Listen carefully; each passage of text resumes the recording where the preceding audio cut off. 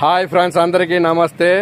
Friends, మనం మన పార్వతీపురం మన్యం జిల్లా వీరవటం గ్రామం కలియుగ భీముడు మన శ్రీ కోడి రామ్మూర్తి నాయుడు గారి విగ్రహం వద్ద అయితే మనం ఉన్నాం.